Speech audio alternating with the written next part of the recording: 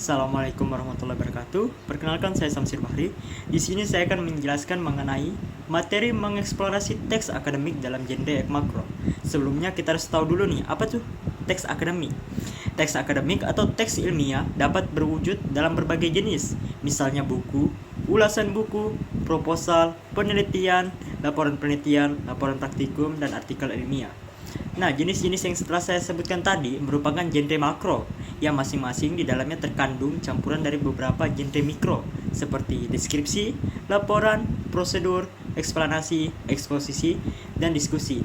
Nah, genre makro sendiri itu apa? Genre makro adalah genre yang digunakan untuk menamai sebuah jenis teks secara keseluruhan, dan genre makro adalah sub-sub genre yang lebih kecil terdapat di dalamnya dan dipayungi oleh genre-genre makro tersebut. Nah, untuk submateri pertama itu ada menelusuri dan menganalisis teks akademik. Yang pertama itu mengidentifikasi ciri-ciri teks akademik dan non-akademik. Nah, teks akademik dan teks non-akademik ditandai dengan ciri tertentu yang membedakan antara kedua teks ini. Ciri-ciri tersebut antara lain adalah bahwa teks akademik itu lugas, baku, dan banyak memanfaatkan proses prosesional, sedangkan teks non-akademik lebih mudah dipahami dengan istilah sederhana. Nah, penyebabnya itu disebabkan oleh kenyataan bahwa teks akademik menggunakan bahasa secara khusus, yaitu bahasa teknis. Teks akademik diasosiasikan dengan teks tulis, dan teks non-akademik diasosiasikan dengan teks lisan. Teks tulis bukan berarti teks yang dimediakan dengan tulisan. Sebaliknya, teks lisan bukan teks yang dituturkan secara lisan. Nah, untuk materi kedua, kita akan membahas mengenai menganalisis pentingnya teks akademik. Jenis-jenis teks yang mungkin tanpa kita sadari sering kita jumpai di lingkungan perguruan tinggi itu seperti buku, ulasan buku, proposal penelitian, proposal kegiatan, laporan penelitian yang dapat berbentuk tugas akhir, skripsi, tesis, atau disertasi, laporan kegiatan, dan artikel ilmiah yang sering disebut dengan paper atau makalah. Nah, apabila dimasukkan ke dalam konsep genre, jenis-jenis teks yang telah saya sebutkan tadi tergolong ke dalam genre makro.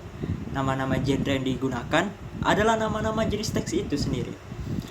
Di dalam masing-masing genre makro itu mungkin ditemukan sejumlah genre mikro. Dengan demikian, sebuah jenis teks, misalnya artikel ilmiah, yang di dalamnya terdapat subbab-subbab seperti pendahuluan, kajian pustaka, hasil, pembahasan, dan kesimpulan, adalah genre makro yang berfungsi menjadi payung. Dan beberapa genre mikro yang ada di dalamnya, misalnya para subbab, pembahasan terkandung genre mikro, diskusi, dan eksplanasi, dipayungi oleh genre makro tersebut. Nah, untuk mungkin mengapa sih kita memerlukan teks akademik dalam berbagai genre mikro? Jawabannya itu terkait dengan kegiatan sebagai insan akademik.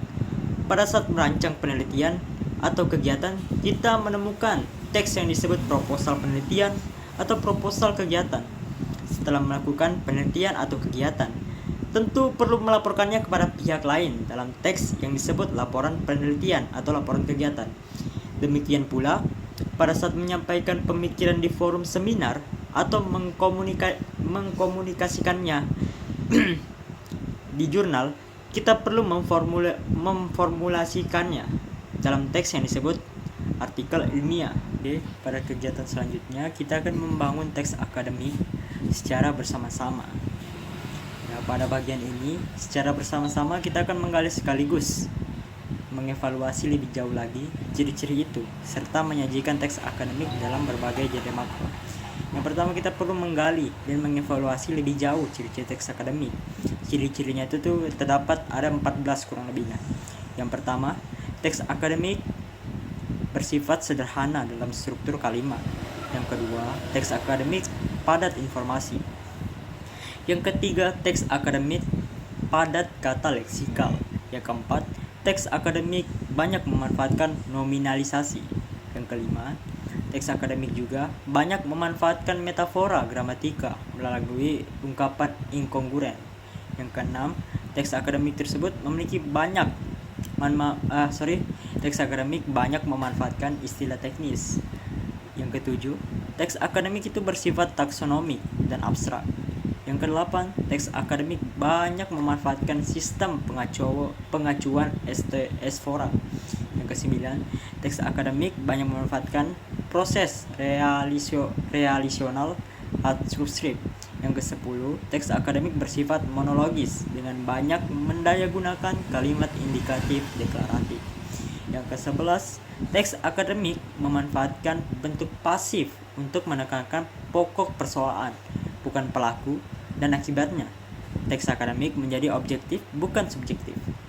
Yang ke-12, teks akademik seharusnya tidak mengandung kalimat minor. Yang ke-13, teks akademik seharusnya tidak mengandung kalimat gramatikal. Dan yang terakhir, teks akademik tergolong ke dalam genre faktual, bukan genre fiksional.